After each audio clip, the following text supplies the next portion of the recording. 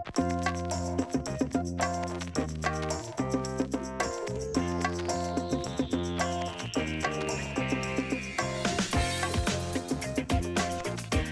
there, I'm Michael Furtick, the co-founder and director of technology at Toronto-based nonprofit Taking It Global. And I'm so excited to be with you virtually, your whole group in Brunei, to share with you today our discussion and webinar on student digital age literacies. This is something particularly close to our heart, as at Taking It Global, our broad mission is to empower young people to understand and act on the world's greatest challenges. And I think the issues, the subjects, the kind of principles we're going to talk about today are critical to engaging your students and all students around the world in meaningful connections to their learning, to really capture their attention, their motivation, and their engagement as lifelong learners. And so to begin with, just a little bit of a reflection for me. You're probably wondering, how did this all start? How did Taking It Global get created? What was the inspiration behind it? And really, it starts back in 1985. It was Christmas that year. I was about 2.5 years old, and my parents bought us a Commodore 64. I'm not sure if some of you have heard of the Commodore 64, but it was in the Guinness Book of World Records until just 2 years ago as the best-selling computer of all time. It really kicked off the personal computer revolution, especially here in North America, but all over the world. And many parents, brought it home for their kids. Many adults, used it as their first computer. And in fact, there's a photo here of my dad and I sitting down that Christmas morning. And I think he was as excited as I was to get started and to kind of learn how to use this amazing device. And that was really the beginning of what became the blurring of the consumer and the creator. So, with so many media and technology that existed, as consumers, we were simply just we were simply just consuming content. But with the introduction of the personal computer and the ability for any of us or all of us to actually program and contribute to what was actually being run on that computer, we became the creators. And in fact, that was what led Time magazine in the late 2000s to name the person of the year as you, as all of us. And it was really around the time where YouTube was sold to Google, because they were recognizing that the technology overall has really created an opportunity for any of us and all of us to participate not just in the consumption of content, but in creating and directing it. And in fact, if you look at a company like YouTube sold for billions of dollars, most of the value in what they had to offer and what they were selling was actually the content created by the consumers. And so for me, that really kicked off a lifelong interest and passion in not just creation, but also in entrepreneurship. My first business was out to raise enough money to buy a modem. My friend Sean and I were two of only a handful of people back then in grade 2 or 3 who had this Commodore 64. And we learned about this invention called a modem that would allow us to connect our computers to each other. And, it doesn't sound very exciting today. Imagine it was like the internet with just 2 people. But back then, being able to talk over a phone line and have your computers play a game or share files was a pretty innovative idea, instead of having to carry around your floppy disks and share your programs that way. The problem is that a modem cost about $700, and my first job was delivering newspapers for our local community newspaper, the Etobicoke Guardian here in Toronto. And so it would take me over a year to earn enough money on that paper route to be able to buy a modem. And so I thought, why couldn't I leverage my programming skills? BASIC was the first language I learned. You probably remember line 10, line 20, you had to program each line and name them that way. And I thought, well, I'd leverage that along with my love of baseball and hockey. Being from Toronto, our Toronto Blue Jays, I live right next to the stadium here, had just won the World Series 2 years in a row. And I had sports cards all over the house. And so I thought I would create a program to help people organize and manage their sports cards collections. And I didn't really know anything about market research to see if people would actually want to buy it. So my friend and I, we spent months line by line creating this program, and not one person ever called to buy it. So it was a bit of a disappointing first endeavor in entrepreneurship, but it was that, that real world problem solving that really got me motivated. I was able to create this program on my own, even though no one else came to buy it, that solved this problem. And I found a great quote from Thomas Edison many years later, which is, "I haven't failed. I found 10,000 ways that don't work." And you can imagine I wasn't very optimistic about it back then. I was pretty disappointed that I had spent all this time creating a software program that no one wanted to buy. But in fact, looking back now at books like The Children's Machine, written by Dr. Seymour Papert, where he talked about the importance of introducing every student to programming and computer science at as young of an age as possible. The critical thinking and problem-solving skills I give credit for programming in developing are invaluable to me today.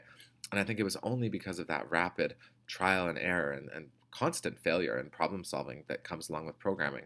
And so we can look at all kinds of different opportunities, whether it's positive educational games or even introducing programming languages, and looking at more visual opportunities, things like Squeak that let people do that. I think there's huge opportunity in that. So even though our business wasn't a success, my parents bought us each our own modem anyways, as a kind of a consolation prize. And I started my own bulletin board system in grade 8, which was almost like the internet with two people, where someone would call me up and we'd exchange a file. And it didn't take long before CompuServe and AOL took off.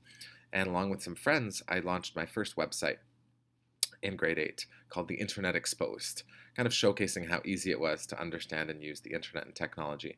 And I'll never forget, we had over 1,000 people visiting our site that first month from all over the world. And so we thought, wow, this is an amazing community we're building. And it didn't really matter how old we were. I got a copy of PC World magazine, which was the big computer magazine back then. And I wrote an email to every single company who advertised, whether it was Intel, Microsoft, HP. And I said, I'm a young journalist, I've just launched this website, and if you'd like me to review your products, here's my mailing address. You can send them to me. And it was amazing. Almost every day, companies from around the world would send me their products to write an article about. They had no idea I was still a student back then in grade 9. And it didn't matter. We had a website, it was professional, didn't matter how old we were. And a few years later, I had actually met someone in a chat room online named Michael Heyman. We merged our sites together and went from a site called Internet Exposed. We renamed our site to mydesktop.com. And we grew from 1,000 readers a month to 10,000 to 100,000 by 1998. And by 1999, over 1 million readers a month, reading over 7 million pages of information and resources about technology, all written by a group of high school students from around the world. You can imagine we had a bit of trouble raising venture capital. We got laughed out of the office of most venture capitalists or investors we went to meet with, because I was only 16, my business partner from Australia, Michael, had just come to Canada, he was 18, and we had kind of a senior business advisor, an expert named Albert Lai, who was 19. And between the three of us, none of us had graduated university or taken any business programs or courses. We didn't know anything about work visas or incorporation. These kind of things weren't taught in business class. And this was many years before sites like Facebook or MySpace, or young entrepreneurs were kind of recognized as much as they are now for their value. And so we made the difficult decision in 1999 to sell the company to a company down in New York City that was going public. And it was lucky that we did, because about a week after, the stock market crashed. And we had a huge amount of attention from the media. I was invited to be on a television show you might have heard of called Oprah, which I wasn't really a big fan of, but millions of people around the world watch it. And I was also named by a magazine in the United States called Teen People as one of the 20 teens that will change the world. I was the only one outside the US. And it was people like Beyonce and sports stars and all these different athletes and celebrities. And I thought, how was I going to change the world? I just created a website with my friends about technology. And so I started getting flooded with emails from students and young people all around the world. They had ideas for creating positive change in their communities. They had projects they needed help with. They wanted mentorship, advice, venture capital. And I thought there must be a place on the internet for all these people to go to, a place that helps to connect students and youth with ideas. And I just couldn't find one. All of the websites out there were so focused on advertising and fashion and cosmetics and celebrities. There wasn't really a positive, non-commercial educational space. And I met up that a few weeks later with a friend of mine who I'd worked with on a summer project a few years earlier. Her name was Jennifer, and she was running a program called Girls Are It, or Girls Are IT. And she was using social issues as a way to teach young women technology skills. They were actually building websites about the issues and social challenges they wanted to do something about. And we were kind of brainstorming, what could we do to create an organization that might address this gap, that created, a virtual online learning community to connect all these young people together who had passion, who had ideas, who wanted to create positive change. There must be a way we could leverage the power of the World Wide Web to create kind of a learning network, an action platform that would connect them all together and enable them to collaborate. And so that really led us to launch our organization back in 1999 called Taking It Global, or Taking IT Global. And the mission we have is to empower young people to understand and act on the world's greatest challenges. And we do that kind of following a pathway to action along our tagline. You can see here the screenshot of our homepage. You can probably barely make out in the top left corner our tagline of inspire, inform, and involve.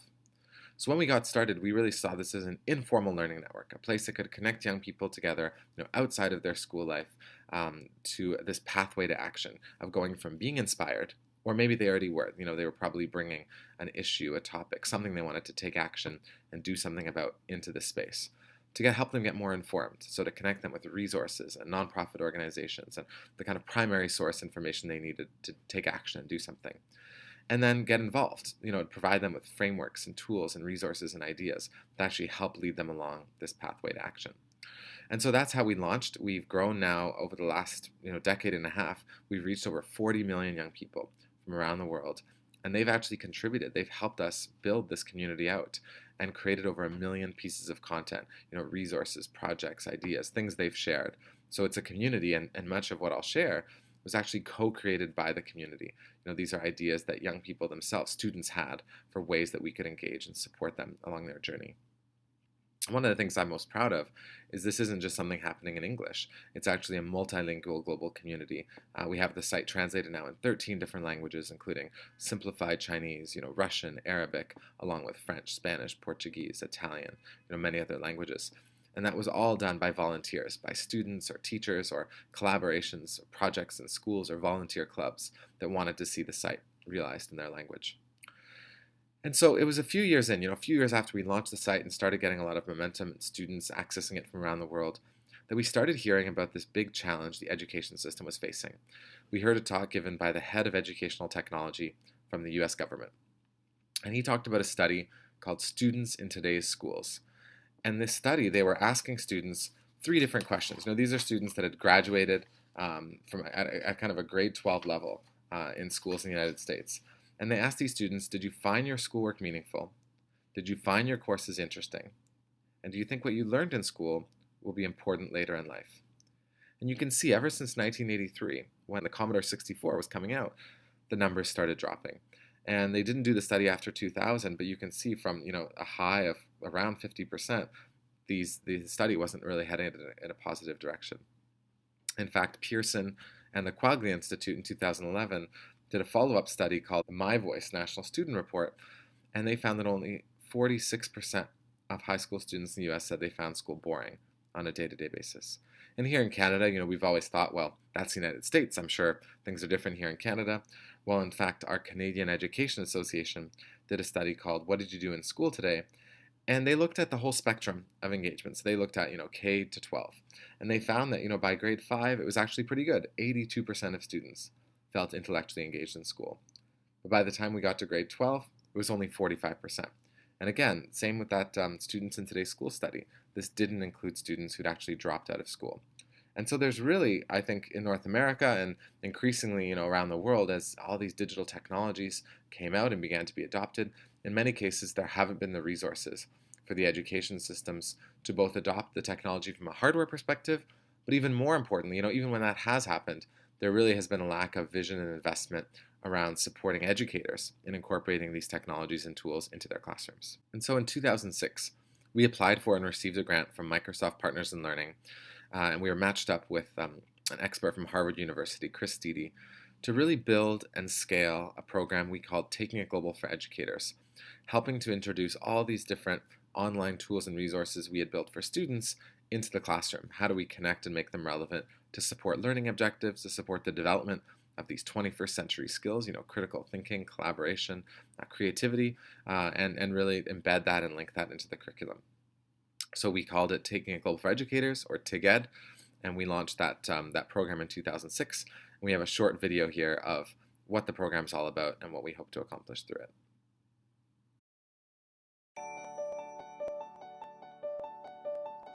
Sometimes the world's problems can seem really overwhelming. After all, faced with global challenges like these, what can one person really do? Well, you're not alone. As a teacher, you have the ability to empower your students to shape a better world. And TIGED can help. We support teachers worldwide in using technology to facilitate transformative global learning experiences. Visit our site to access free education resources that make it easy to bring diverse perspectives and world issues into your classroom. Take an e-course to learn how to design global learning journeys that support curriculum objectives and develop 21st century skills. Get involved in international learning projects and connect online with classes around the world to address the issues that matter most to you and your students. By using TIGED to connect with and learn about the world, your students will become global citizens who are strong cross-cultural communicators, technologically savvy, and informed about issues that matter. Students will be empowered to understand and act on the world's greatest challenges and be better equipped to succeed in today's global knowledge-based economy. With TIGED, you and your students can make a difference. Visit tiged.org today to start taking your classroom global.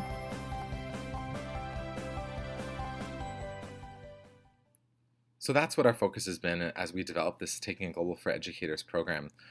And over the last 7 or 8 years since we've launched, we've really kind of narrowed our focus into 3 specific areas. We call them values that we think are important to embed across subject areas, across grade levels, as we look at cultivating these kind of real-world problem-solving, creative, and kind of critical thinking skills. And these focus areas or values are global citizenship, student voice, and environmental stewardship. And so this is really where we have focused all of our effort at Taking It Global as we look at supporting educators and schools around the world in increasing student engagement and really driving motivation and real-world partnerships and collaboration using those 3 areas as a lens and as a focus. And as we're, in this module, we're really looking at focusing on encouraging students to think creatively, to develop and implement innovative solutions to real-world problems. And to do that, we think that there's 3 key ingredients that are essential to any learning experience that we look at designing. And those ingredients are relevance, authenticity, and depth. So first, when we look at relevance, this is really making sure that any learning experience we develop provides opportunities for real-world problem solving. So how could you connect an assignment, an activity, a lesson with a real-world problem or challenge? It could be in your school, in your community, in Brunei, or in the whole world. How can what students are learning connect to that so that they see immediate applicability and relevance of what they're learning and what their assignment might be and a problem that needs to be solved. The second is authenticity. So with authenticity, we're looking at how can we provide opportunities for student learning outcomes to be showcased or recognized by a local or global audience. So this could be in an art class, finding ways to actually showcase and present that artwork or student writing online to a global audience. It could be aligning your activities, your lesson plans, your learning with the needs of a local organization so that what students create could actually be used by another organization or party. And finally, there's depth. So with this one, it's really offering ways to extend learner engagement beyond the curriculum and school day. So how is what students are learning and developing connected to real-world problems? Yes, to opportunities to be showcased, but also how can students take what they're learning and extend it even further? Maybe it's that what they're learning could be part of a larger project, or it's part of a partnership that your classroom or your school has with an organization, so that students have the ability to complete their homework and to complete their assignment, but also to extend their engagement, to extend their learning and go deeper with it and take it much further. And for me, looking back at my own experience, starting my organization growing up while I was in school, I was so lucky that my principal and my guidance counselor gave me the flexibility to earn school credit. So I was able to earn a quarter of the credits I needed in grade 11 by doing work outside the classroom, at home, at work, that actually developed my skills and helped to develop my ideas for my business and later my organization. And so providing that kind of flexibility, I think, is critical to encouraging and stimulating students to be creative and to create projects and ideas that live on far beyond the homework that they're assigned. And so when we look at our particular focus values and areas, let's just look at a bit of data about why we think they're so critical to focus on. So starting with global citizenship, there was a nonprofit called World Savvy that did a study called the Global Competency Survey. And what they found is 74% of the high school students or high school graduates they surveyed say they wish their classes in high school had a more global approach. And only 54% say that their teachers knew about global events and incorporated global perspectives. So we think there's a huge opportunity here to kind of connect in global challenges, nonprofit organizations, facts and statistics, things that are happening around the world in terms of what students are learning, especially at a middle school and high school level. With Student Voice, there's some great data here. Some of it's a bit older from a Sloan study of youth and social development done in the 1990s that looked at students' ability to feel secure, content, and in control of their learning. And that was most affected by two different things: the level of authenticity of what they were doing in class and the level of choice they had. So being able to give students an opportunity to customize what they're learning can be critically important and in driving their motivation. A much newer study by the George Washington University Center on Education Policy looked at the different dimensions of student motivation, which they found to be the single biggest determiner of academic success. And what they found is that control and autonomy over learning was one of those four key dimensions. And so students having that opportunity to direct their learning.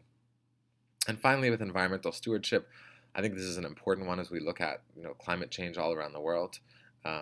An environmentally based curriculum has been proven to address all kinds of issues in the classroom and to engage low-performing students. But most importantly, we think it's actually created an increased likelihood of young people, of students who are engaged this way, to take environmentally friendly actions, which we think is critically important. And so that's a bit of a look at our three particular value areas and focuses at Taking It Global. One of the initiatives we've just launched is a certification program called Future Friendly Schools. We've been asked over the last decade, probably almost 100 times, to give different presentations and keynotes and workshops about these value areas. And what we found overall is that schools really committed to doing more in these areas, but they kind of struggle a little bit to help identify and really create a rubric of measuring their engagement in these areas. What does it look like, if a school is doing a great job in student voice or in global citizenship? How can you measure some of these things? And so we've launched a program called Future Friendly Schools, which provides a framework for measuring and assessing these values within a school across the teachers and the students and the administration, but more importantly, creates kind of a global living laboratory, a network of schools around the world who are doing work in these areas and encouraging them to share their activities, share the resources they're creating. And so each school who's part of the program has kind of a digital online portfolio where they share their evidence with each other so that other schools and teachers around the world can build on what they've learned. One of the things I'm most proud of is that I developed this program as a part of an inclusive design degree I just finished last year. And I did it using a really unique participatory design process. And this kind of goes back to the value area of student voice. So instead of saying, we're the experts at Taking It Global, we're going to define what these indicators are for this program, I used a platform called User Voice and ran a global online consultation where I had hundreds, actually thousands, over 4,000 people contribute over 100 new ideas and voted on the ideas and indicators that we put up there. And so this was truly a kind of crowdsourced process where we had people from 157 countries participate and help us design and develop this certification program. And so, schools create this digital portfolio, there's surveys of educators and students, and then there's a peer review component where in the future schools will actually provide feedback to one another. And we've even worked with some primary school educators here in Canada to develop a touchscreen-based version that they want to implement with kindergarten students. We've just had some grade 1s and 2s complete it, but we're really eager to see how universal we can make this as something that students of any age and grade level can develop and be involved in. So when we talk about knowledge construction and conceptual understanding, one of the most powerful tools and resources we found in trying to help bring some of these complex global issues to students in a relevant, accessible, kind of meaningful, interactive way is through the development of a number of educational games. And in fact, we've recently relaunched our educational games section to not just feature the games that we've created, almost a dozen to date now, but also to highlight games created by other nonprofits all around the world that address a whole variety of global issues and subjects, but also are accessible to different grade levels. One of my favorite games is an example of this as a way that really helps with understanding poverty and really some of the sacrifices or challenges that need to be made, is a game that was created by our partner Global Kids in collaboration with a school in Brooklyn, New York, and also looking at working with nonprofits in Haiti. And this game was called Haiti, The Cost of Life. It was really built to sit on top of the kind of engine that powers games like SimCity, where students have to make decisions about the life of a family.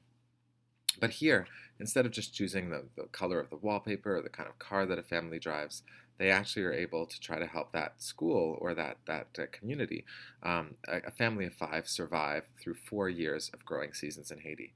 So the students have to make different decisions. Who can go to school, who goes to work, what happens when someone gets sick, or when there's bad weather and crops are destroyed.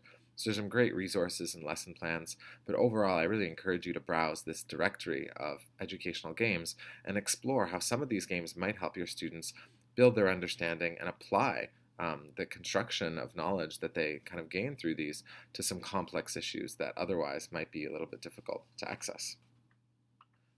When it comes to encouraging students to think creatively and imagine solutions to real-world problems, this is where we reflect back on our pathway to action, from inspire to inform to involve.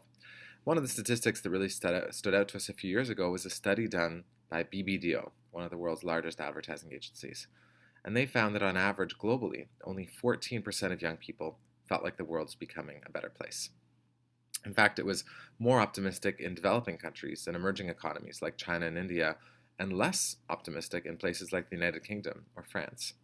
And when we speak to young people about what we hear a lot about is the fact that the media is so negative. You don't hear a lot of positive stories.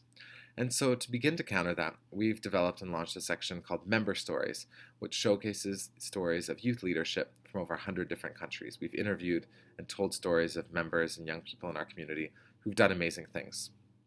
And we hope you'll find that to be a powerful resource to share with your students. But more importantly, we've built a series of free downloadable guides to action. And you can see here the kind of model of action on the screen that's been created. And these guides are designed to support students in developing local or global action projects. It could be a project they develop in your classroom, in the school, in the community, or that helps to change the world. And we've created specific versions of these guides on issues like climate change, mental health, and recently with Adobe on showcasing artistic expression. So these are great free resources that you can use. And finally, in partnership with the Pearson Foundation over the last 5 years, we've built a program called Sprout. And Sprout is designed to help young people who complete that guide to action process, have an idea, and want to launch it into the world. And so there's a 9-week online course that we have intake for several times a year students can apply to. But we also have a program called Sprout Self that supports any young person on their own time on going through kind of a process of building their own project management and planning skills and reflecting a bit on the project they want to develop. And across all of this work, one of the things my co-founder Jennifer has worked on is really developing an understanding of youth leadership archetypes. So what are the kinds of ways that young people demonstrate leadership, and how can our learning environments develop and facilitate and support these types of leadership? So I'll just invite her to take a few minutes to share those leadership styles with you and to reflect a bit on how your learning environments, your classrooms, your schools might be customized or might be able to particularly attract and strengthen these different youth leadership styles as we look at engaging young people in these real-world problems and constructing knowledge to address some of the world's greatest challenges. Hi everyone, I am really delighted to be able to add on to Michael's comments and experiences as part of this session today. Thanks for having us. I have 6 questions for you that relate to your learning environment and that each correspond with one of the leadership styles that I've identified through my master's research, which was on youth-led action in an international context, and I had an opportunity to survey thousands of youth as well as conduct a whole range of interviews. And what I've seen is 6 different ways that young people are emerging as leaders in their communities. And so I will start by asking you the first question of the first style. Does your learning environment provide open, dynamic, and inclusive spaces for redefining the possible? If so, then you are supporting the dreamers. The dreamers are so important because they not only have these hopes and dreams in their own mind, but as they articulate their ideas and their hopes for the future, what they aspire for, these can become really the visionary direction that can move people towards action. And so we want to create those spaces for people to really share their dreams with their peers in many creative and artistic ways. On Taking It Global, one of the things that we offer is an online global gallery where people share images and artwork, and I think art is a really great way for people to share their dreams for the future. We also host a lot of roundtables and discussions and really encourage different dialogue sessions to take place between decision makers and the dreamers. The second question is, does your learning environment offer platforms for students to amplify voices of concern about local and global issues? If so, then you are supporting the megaphones. And the megaphones are those who speak up, not necessarily for themselves, but for the voiceless, for those who can't speak for themselves. I'll share an example of that, which would be the Eco Warriors of Deforest Action. And these are young people who speak for the trees because they are trying to end the illegal deforestation, and they were actually recruited from around the world to join an effort in Borneo, and there's actually a new film that is launched just this past month called The Rise of the Eco Warriors that talks about their efforts on the ground and a global project where people are able to map the and report on deforestation in their communities and specifically in Indonesia. The third question for you: does your learning environment facilitate connections between nodes and hubs within your network of influence or your multiple networks of influence? And if so, then you are supporting the spark plugs. The spark plugs are those who probably have a lot of friends on Twitter and Facebook, and they're not just acquiring people as friends, but they're very social. And what they find joy in is what comes and what emerges, whether it be ideas or new partnerships, when people and ideas are connected together. And so we want to really enable the spark plugs as a new way of people contributing their leadership. One of the projects that we're running right now is an app. It's a mobile app called Commit to Act to encourage people to reduce their ecological footprint. And this is a really great way for people to challenge their friends to change their daily actions and to record ways. So for example, the month of April, we're looking at the low carbon lunch challenge. And this is going to be a really fun way for people to have local, organic, and waste-free meals. The fourth question: does your learning environment provoke students to see their role as trend shapers and communicators? If so, you're supporting the storytellers. And storytellers need to recognize the power of the narratives that they create when they share stories about the lives of people that provide hope and inspiration. One of the projects we run with Adobe is the Adobe Youth Voices program, where we use different types of software to help young people create with purpose and develop their creative confidence in telling stories about issues in their own communities. Our fifth question: does your learning environment match students with mentors in an exchange that enables shared growth? If so, then you are supporting what I call the Sherpas, the guides, the mentors, people who not only get things quickly, but they don't race ahead to the next challenge. They're looking back and they're trying to identify those who are maybe struggling with a challenge, or they feel enriched just by the opportunity to share and interact with their peers. We recently launched a program called Culture Connect, and it's a 4-week online digital exchange program that is really trying to enable cross-cultural dialogue among young people, and this also is a space that encourages mentorship through the sharing of experiences. And our sixth and final question for you: does your learning environment value the importance of taking concrete action with measurable impact?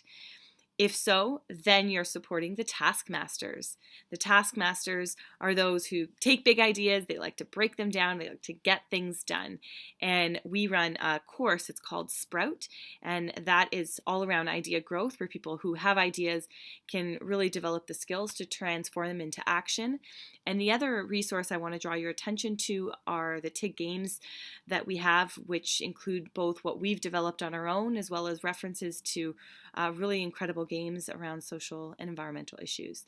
So I hope these questions provoke some interesting opportunities for you and maybe expose some possibilities of what programs or initiatives that you are either currently undertaking or what you might be able to do in your classrooms. And please do tell us all about them so that we can perhaps showcase some of your projects within our community and the voices of your students. Thanks.